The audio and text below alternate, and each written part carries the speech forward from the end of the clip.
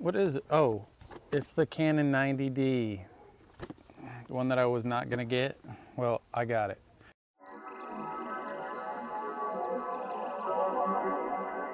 And instead of doing an unboxing and all that crap, I'm just gonna show you footage with all my lenses and let you decide what you think.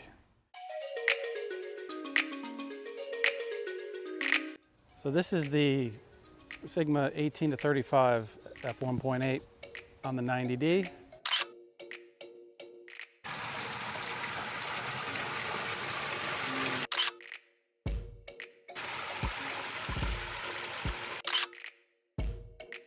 This is probably the most expensive of the crop sensor EFS lenses that I'm going to use in this video. It's usually around $600–700, but most of them are going to be less expensive. But I just wanted to show this one because it is, in my opinion, the best. And it's one of the reasons why a lot of people will still go to APS-C cameras, crop sensor cameras, because of this exact lens. You'll see a lot of people reference this lens, I'm sure, in the future reviews and stuff of this video.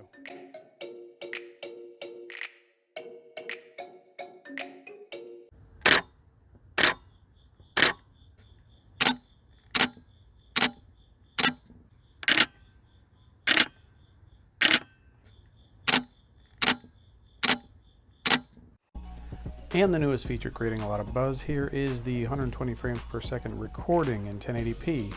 However, it does require manual focus. It does not have digital IS, and I needed my reading glasses to manually focus and see the LCD screen. So there you have it, folks, a new feature. All right, so I've moved on to the 24mm f2.8. And it's getting a little hot out here. It's so damn hot.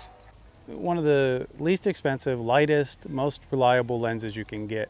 So I have to try this in the 4K, in the vlogging format, and in just general video. Again, one of the most affordable EFS lenses for crop sensor. So let's try this out in a few different video situations in 4K. Let's see how it looks on here, and then get some photos, see how sharp it is, and see how this new sensor handles the 24mm.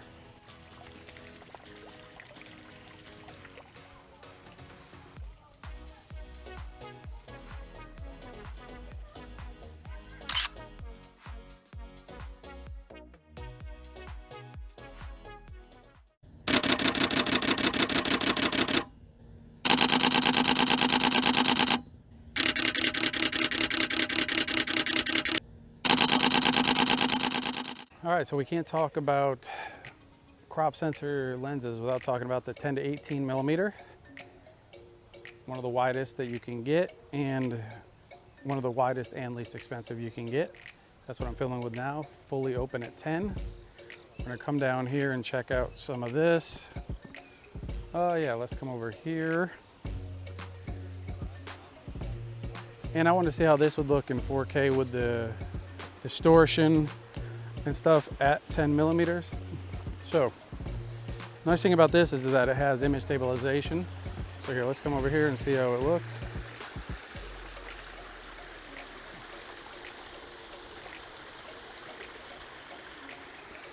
What I'm looking for here is the detail, especially in on the peripherals. Over in the corners here, I want to make sure that I'm getting good detail in the 4K, because I noticed in 1080p the details kind of went downhill quite a bit. So let's see, right in here, is that good detail? Since I have a little privacy in here, it's a little cooler in here, I want to talk about the joystick on here that I've never used before on any camera, and I like it. I think it definitely makes it easier, absolutely easier. It was a little stiff at first, and it actually works itself loose, if that makes sense. You kind of break it in a little bit. The first couple times I used it, it was extremely stiff, so I didn't know if I was going to like it. But as of right now, I'm really liking it. It's so much less hassle, and you can just pop on that thing and move it.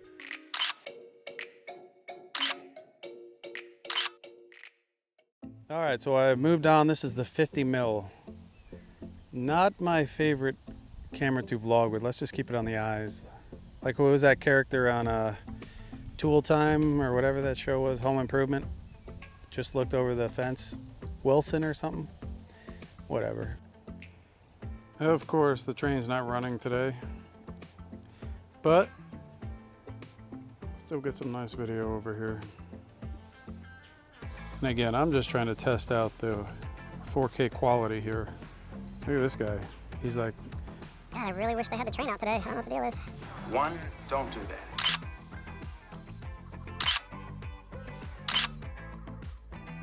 all right, something odd just happened. The 85mm just came back with a lens error saying that the connection between the camera and the lens needs cleaned, but it's a brand new lens, so I don't know what's up with that. Never had that before.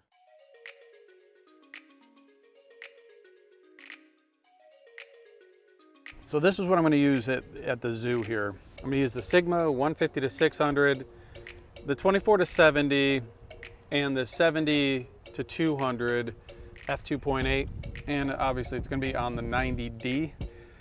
And one of the big things I want to know is this going to be soft on the crop sensor like it is on the T7i, or is the new sensor in the 90D, does it kind of fix that? Same thing with the 24 to 70.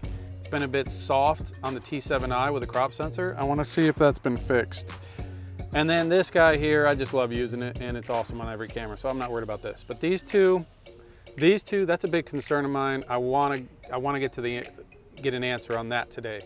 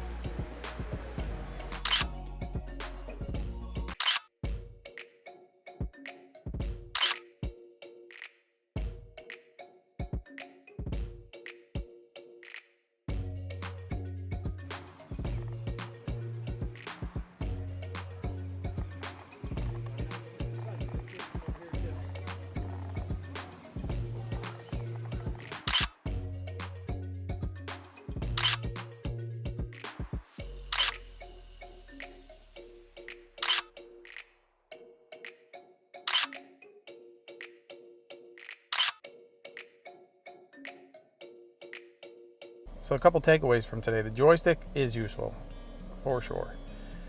It takes some getting used to. I'm not somebody who had a joystick on any of my previous cameras, but when I needed it, it was useful.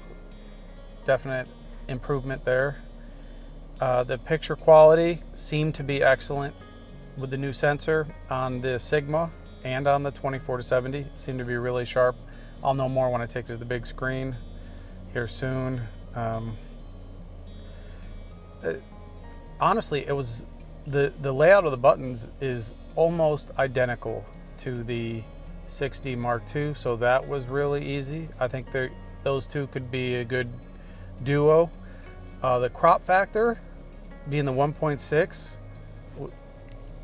took a little getting used to. I kind of got used to the crop factor of the full frame, or the lack of a crop on the full frame. So adjusting to that, that has nothing to do with the camera, but if you're coming from a full frame and you want to check this out because it's 4K, that was a big difference that I've been fighting. I'm fighting it now. Here, this. So I think this improved sensor definitely made a difference on the sharpness. I think the joystick and the location of it, absolutely useful. The slow motion I got to dabble with. Hopefully that turned out pretty well. With the right lens, I think that's going to be really useful with the Sigma 18 to 35, the slow motion, because of how smooth the zoom ring is and the focal ring on the Sigma versus on some of the Canons are a little bit stiff. So, you know, you get a lot of camera shake when you're trying to adjust those. But I think that the Sigma is going to really eliminate that. And it's going to take a little bit more practice because it doesn't have the autofocus on the 120p. But all in all, I think that's going to be useful. I think it's going to be pretty cool. But again, it's going to take some practice. It's not something you're just going to be able to turn on and do. You're going to actually have to work at that.